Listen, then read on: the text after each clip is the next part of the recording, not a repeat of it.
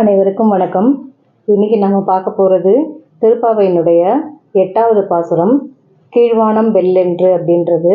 இது பாகவத திருப்பள்ளி எழுச்சியில் 3வது பாசுரம். ஆயப்பாடியில் இருக்கிற 4,99,992 பெண்களும் சேர்ந்து இப்போது இன்னொரு பொண்ணை எழுப்புறதுக்காக அவங்க வீட்டுக்கு போகிறாங்க. போகும்போது எப்பயும் போல் வழக்கம் போல் விடுந்ததற்கான அடையாளங்கள் சொல்லுங்க அப்படின்னு சொல்லிட்டு அவங்க கேட்குறாங்க. இவங்க என்ன சொல்றாங்கன்னா, கீழ்வானம் வெள்ளென்று அப்படின்னு சொல்லிட்டு சொல்றாங்க. கிழக்கு திசையில வானம் வெளுத்துருச்சு, அதனால விடிஞ்சிருச்சு, சூரியோதயத்துக்கு முன்னாடி வர்ற அருணோதயம் ஆயிடுச்சு, எழுந்து வா அப்படின்னு சொல்லிட்டு அவங்க சொல்றாங்க. அதுக்கு அவங்க என்ன சொல்றாங்கன்னா, சூரியோதயம்லாம் ஒன்றும் ஆகலை, அருணோதயம்லாம் ஒன்றும் ஆகலை, நீங்கள் 4,99,992 பேரும் எப்படிப்பட்ட பெண்கள் அப்படின்னா, திங்கள் திருமுகத்து சேயிழையார் அப்படின்னு சொல்லிட்டு 30வது பாசுரத்தில் சொல்லுவாங்க. நீங்கள் சந்திரனை போன்ற ஒளி பொருந்திய முகத்தை உடையவர்கள் நீங்கள் எல்லாரும் சேர்ந்து கிழக்கு வெளுத்துருச்சா அப்படின்னு சொல்லிட்டு பார்க்கறதுக்காக திரும்பி பார்க்குறீங்க. அப்போ உங்களுடைய முகத்தின் ஒளி பட்டு அது எதிரொலிச்சு அந்த கிழக்கு திசை வெளுத்திருக்கே ஒழிய உண்மையிலேயே இது அருணோதயம் கிடையாது அப்படின்னு சொல்லிட்டு இவங்க அவங்களுக்கே ஒரு ஐஸ் வச்சிடுறாங்க. இவங்க சொல்றதுக்கு முன்னாடி நம்ம அவங்கள ஆசுவாசப்படுத்துற மாதிரி சொல்லிட்டோம் அப்படின்னா இவங்க நம்மளை திட்ட மாட்டாங்க, பேய் பெண்ணே அப்படிலாம் சொல்ல மாட்டாங்க அப்படிங்கிறதுக்காக எடுத்ததுமே இவங்க திருப்பி சொல்லிடுறாங்க, உங்களுடைய முகப்பொலிவு பட்டு தான் அந்த கீழ்வானம் வெளுத்திருக்கு அப்படின்னு சொல்லிட்டு. சரி, அதை விடு, அடுத்தது ஒரு ஐடென்டிஃபிகேஷன் சொல்றோம் பாரு அப்படின்னு சொல்லிட்டு, எருமை சிறுவீடு மேய்வான் பறந்தன அப்படின்னு சொல்லிட்டு சொல்றாங்க. அதாவது இது ஆயர்கள் தங்களுக்குள்ள உபயோகப்படுத்தக்கூடிய ஒரு பாஷை, சிறுவீடு மேய்தல் அப்படிங்கிறது. அப்படின்னா என்னன்னா, ஃபுல்லா ஒரு மேய்ச்சலுக்கு போறதுக்கு முன்னாடி இந்த மாடுகள் எல்லாம் நைட்டு ஃபுல்லா எதுவும் சாப்பிடாம இருந்திருக்கும். அப்படிங்கிறதுனால ஒரு மினி டிஃபன் மாதிரி, ஒரு சின்ன ஒரு காஃபி மாதிரி, அந்த மாதிரி சிறுவீடு மேய்தல் அப்படின்னு சொல்லிட்டு அவங்க வீட்டு தோட்டத்தில் இருக்கிற பனிப்புல் மேய்தல், நுனிப்புல் மேய்தல் அப்படின்னு சொல்லிட்டு அந்த மாதிரி மாடுகளை அவுத்து விடுவாங்களாம். ஏன்னா இவங்க எல்லாரும் கிளம்பி செஞ்சு போறதுக்கு மணி 6-7 ஆயிடும். அது வரைக்கும் மாடுகள் பசியா இருக்க வேண்டாம், ஏதோ கொஞ்சம் சாப்பிட்ட மாதிரி இருக்கட்டும் அப்படிங்கிறதுக்காக சிறுவீடு மேய்தல்னு மாடுகளை அவிழ்த்து விடுவாங்க. இது முழுக்க முழுக்க ஒரு ஆயர்களுக்குன்னே தெரிந்த ஒரு பாஷை. இது போய் எப்படி ஆண்டாளுக்கு தெரிஞ்சது அப்படின்னா, அவங்க எவ்வளவு தூரம் தன்னை ஒரு கோபிய பெண்ணாவே அனுகாரம் பண்ணிக்கிட்டாங்க அப்படின்னா, இந்த ஆயர் குலத்தோட பாஷை கூட அவங்களுக்கு தெரிஞ்சு வர்ற மாதிரி அவங்களுக்கு அவ்வளவு தூரம் ஒரு மெய்ப்பாடு அந்த விரதத்துல, அந்த நோன்புல அவங்க காட்டினாங்க அப்படின்னு சொல்லிட்டு சொல்றதுக்காகவே இந்த வார்த்தையை பயன்படுத்துவாங்க. சிறுவீடு மேய்வான் பறந்தனக்கான் அப்படின்னு சொல்லிட்டு சொல்றாங்க. இந்த எருமைகள் கூட சிறுவீடுலாம் மேயல, உங்களுடைய முகம் ஒளி பட்டு கிழக்கு திசை எப்படி வெளுத்ததோ அது வெளுத்ததுமே இருள் நீங்க ஆரம்பிச்சிருது. இருள் நீங்க ஆரம்பிக்கவும் அது உங்களுக்கு எருமை மாடுகள் எல்லாம் சிறுவீடு மேயறதுக்கு போயிடுச்சு அப்படிங்கிற மாதிரி உங்களுக்கு தோணுது. அதுவும் தப்பு, இதுவும் தப்பு, இன்னும் விடியல அப்படின்னு சொல்லிட்டு அவங்க அடம் பிடிச்சிட்டு உள்ள இருக்காங்க. இப்ப அடுத்தது என்ன சொல்றாங்கன்னா, மிக்குள்ள பிள்ளைகளும் போவான் போகின்றாரை போகாமல் காத்து அப்படின்னு சொல்லிட்டு சொல்றாங்க. நீ ஒருத்தி தான் இன்னும் வரல, நாங்க எல்லாருமே பாவைக்களத்துக்கு நோன்பு நோக்க போயிட்டு இருக்கோம், நீ வரல அப்படின்னு சொல்லிட்டு தெரிஞ்சதுமே எல்லா பிள்ளைகளுமே நின்னுட்டாங்க அப்படின்னு சொல்லிட்டு சொல்றாங்க. நோன்பு நோற்பதற்காக போவதற்காகவே போயிட்டு இருந்தாங்க பிள்ளைங்க. அவங்க எல்லாரும் கோதுகலமுடைய பாவை வரல அப்படின்றது தெரிஞ்சதும் நின்று போயிட்டாங்க அப்படின்னு சொல்லிட்டு சொல்றாங்க. இது எப்படி இருக்குது அப்படின்னா, இந்த திருமலைக்கெல்லாம் நம்ம யாத்திரை போவோம். அப்போ இந்த யாத்திரை தான் மிகவும் பெருசா இருக்கும். அங்க போய் பெருமாளை பார்க்கறது, தரிசிக்கிறது அப்படிங்கிறது சும்மா 1 நிமிஷம் 1 செகண்ட் தான் இருக்கும். அதுக்குள்ள ஜரகண்டின்னு சொல்லிடுவாங்க. ஆனா இந்த யாத்திரையே மிகவும் புண்ணியமான யாத்திரை, மிகவும் வணங்கத்தக்க யாத்திரை அப்படின்னு சொல்லிட்டு சொல்லுவாங்க. இப்ப திருப்பலை போகணும் அப்படின்னு சொன்னா உடனே போயிட முடியாது. போகணும்னாலே அதுக்கு ஒரு 2 மாசம் 3 மாசத்துக்கு முன்னாடியே டிக்கெட் புக் பண்ணணும். அதுக்கு எப்படி போறது, எப்படி வர்றது, அங்க தங்குறது எப்படி, எங்க மொட்டை அடிக்கிறது, எங்க தங்குறது, இதெல்லாம் பெரிய பிளானிங்கா இருக்கும். இப்பவே இந்த அளவுக்கு பிளானிங் இருக்குதுன்னா அந்த காலத்துல எல்லாம் திருமலை யாத்திரை போகணும் அப்படின்னு சொன்னா அது கிட்டத்தட்ட ஒரு திருவிழா மாதிரி தான் இருக்கும். அந்த மாதிரி இந்த திருமலை யாத்திரை போறது, அங்க போய் தரிசனம் பண்றது எவ்வளவு முக்கியமோ அத மாதிரி இந்த திருமலை யாத்திரை அப்படிங்கிறது அதை விட பெரிய ஒரு கொண்டாட்டமா இருக்கும். அந்த கியூல போய் நிக்கிறோம், மணிக்கணக்கில் நிற்போம். என்னடா இவ்வளவு நேரமா அப்படின்னு சொல்லிட்டு சொல்லும் போது யாராவது ஒருத்தர் நடுவுல ஏடு கொண்டலவாடா வெங்கடரமணா அப்படின்னு சொன்னதுதான் மிச்சம். எல்லா கூட்டமும் சேர்ந்து யார் சொன்னாங்க, எங்க இருந்து சொன்னாங்க அதெல்லாம் யோசிக்க மாட்டாங்க. கோவிந்தா கோவிந்தான்னு சொல்லிட்டு இவங்களும் அந்த சந்தோஷத்துல சேர்ந்துக்குவாங்க. அதை கேட்கவே இன்பமா இருக்கும். அத மாதிரி இவங்க போவதற்காகவே போறாங்களாம். அங்க போய் என்ன பண்ண போறோம் அப்படிங்கறத அடுத்து இந்த போகிறதே ரொம்ப சந்தோஷமா இருக்கு, இன்பமா இருக்கு. அந்த கண்ணனை நம்ம சேவிக்க போறோம் அப்படிங்கிற ஒரு நினைப்புலயே, ஒரு சந்தோஷத்திலேயே போகணும் அப்படிங்கறதையே ஒரு பயனா நினைச்சுக்கிட்டு அவங்க போறாங்க. அவங்க எல்லாரும் நீ வரல அப்படின்றதுமே நின்னுட்டாங்க. அதனால கோதுகலமுடைய பாவையே நீ எழுந்து வர வேண்டும் அப்படின்னு சொல்லிட்டு கேக்குறாங்க. கோதுகலம் அப்படின்னா குதூகலம் அப்படின்னு சொல்லிட்டு தமிழ்ல சொல்லுவோம். உற்சாகம். இந்த பெண் எப்படிப்பட்டவள்னா மிகவும் உற்சாகமானவளாம். இவளுக்கும் உற்சாகம் அதிகம். அதே மாதிரி இவளை பார்த்ததும் கண்ணனுக்கும் மிகவும் உற்சாகமா இருக்குமா. இவ வந்துட்டா அப்படின்னு சொல்லிட்டு சொல்லும் போதே அவரு ரொம்ப சந்தோஷப்படுவாரு, ரொம்ப ஆனந்தப்படுவாரு. அதனால உன்னை பார்த்தால் கண்ணன் எவ்வளவு உற்சாகம் அடைவான் அப்படிங்கிறது உனக்கே தெரியும். அப்படி இருக்கும்போது நீ இப்படி இன்னும் வராமல் படுத்திருக்கலாமா அப்படின்னு சொல்லிட்டு அவங்க கேக்குறாங்க. சரி, இப்ப என்ன பண்ணணும்னு சொல்றீங்க அப்படின்னு சொல்லிட்டு அந்த பொண்ணு கேக்குறா. பாடி பறை கொண்டு அப்படின்னு சொல்லிட்டு சொல்றாங்க. இதுவும் வழக்கம் போலதான் கண்ணனின் உடைய பேரை பாட வேண்டும் அப்படின்னு சொல்லிட்டு சொல்றாங்க. இப்ப பாடு நம்ம கண்ணனுடைய பேரை பாடினோம் அப்படின்னா நம்மளுக்கு கைங்கரியம் கிடைக்கும் அப்படின்னு சொல்லிட்டு சொல்றாங்க. பறை கொண்டு அப்படின்னு சொல்லிட்டு, பறைங்கிறது ஒரு வாத்தியம். இந்த திருப்பாவையை பொறுத்த வரைக்கும் பறை பறை அப்படின்னா பகவானுக்கு செய்யக்கூடிய கைங்கரியம் அப்படிங்கிறது தான் பொருள்படும். இந்த பாடுறதுனாலதான் நம்மளுக்கு கைங்கரியம் கிடைக்குமா அப்படின்னு சொல்லிட்டு நினைக்க கூடாது. நம்ம பாடுறதே ஒரு பெரிய கைங்கரியம் தான். புண்ணியம் செய்தால்தான் ராமநாமமே வாயில வரும் அப்படின்னு சொல்லிட்டு பகவன் நாம போதேந்திரால் அப்படிங்கிறவரு சொல்லியிருக்காரு. ஏன்னா வால்மீகி கூட முதல்ல எடுத்ததுமே ராமநாமத்தை சொல்லல. ஏன்னா அவருக்கு புண்ணியம் கம்மியா இருந்தது. வழிபோக்கர்கள் எல்லாம் கொள்ளையடித்து கொன்று அந்த மாதிரி பண்ணிக்கிட்டு இருந்ததுனால அவருக்கு புண்ணியம் கம்மியா இருந்தது. நாரதர் உபதேசிக்கிறார் அவருக்கு ராமநாமத்தை. இது ஒன்றும் ரொம்ப மிகப்பெரிய நாமம் கிடையாது, ரொம்ப கஷ்டமான நாமம் கிடையாது. ஆனா அந்த நாமமே அவருக்கு வாயில நுழையில. ராமா ராமான்னு சொல்லாம மரா மரான்னு தான் சொல்லிட்டு இருந்தாரு.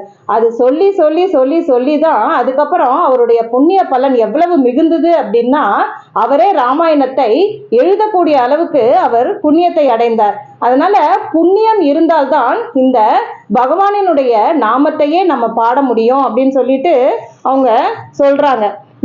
அதே மாதிரி இந்த திருப்பாவை நம்ம சேவிக்கிறோம் அப்படின்னா மார்கழி வந்துருச்சு, சரி திருப்பாவை சொல்லணும் அப்படிங்கிறதுக்காக டெய்லி உட்காந்து கடமையேன்னு சொல்லிட்டு சொல்லாம அனுபவிச்சு சொல்றோம் அப்படின்னா ரொம்ப சந்தோஷம்.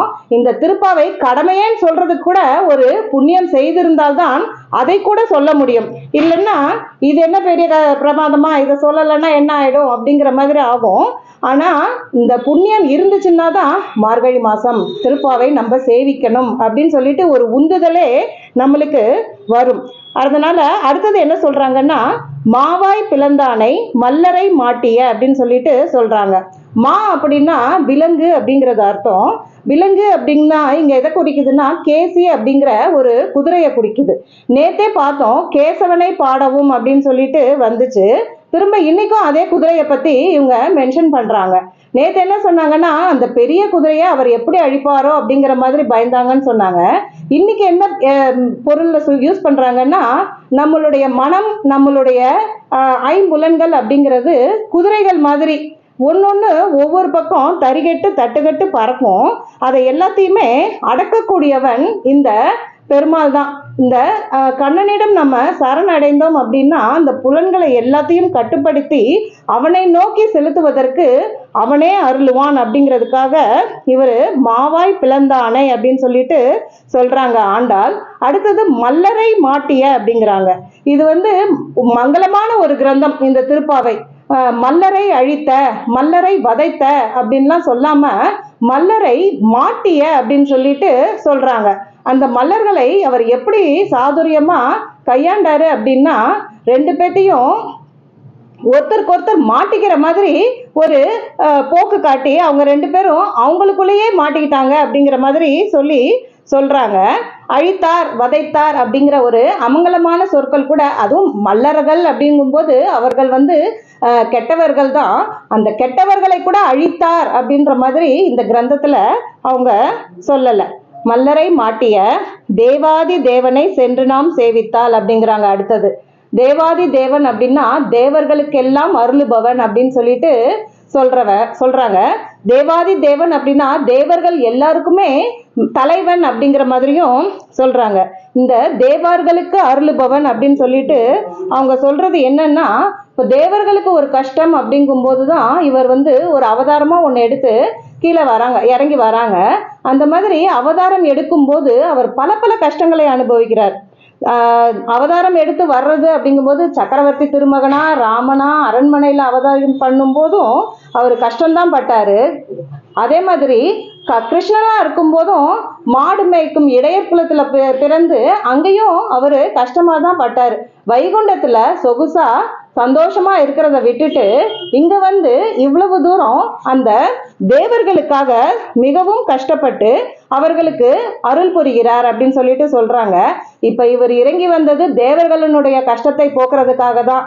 ஆனா நம்மளுக்கும் அவர் இறங்கி அவதாரமா இருந்ததுனாலதான் நம்மளும் ராமரையும் கிருஷ்ணரையும் நினைத்து அவர்களிடம் பக்தி செலுத்துறதுக்கு முடியுது. அந்த மாதிரி நம்மளுக்கு அருள் செய்யறதுக்கு இறைவன் இவ்வளவு தூரம் கஷ்டப்பட தேவையில்ல, பகவான் இவ்வளவு தூரம் கஷ்டப்பட தேவையில்ல. நம்ம கேட்கறது என்ன?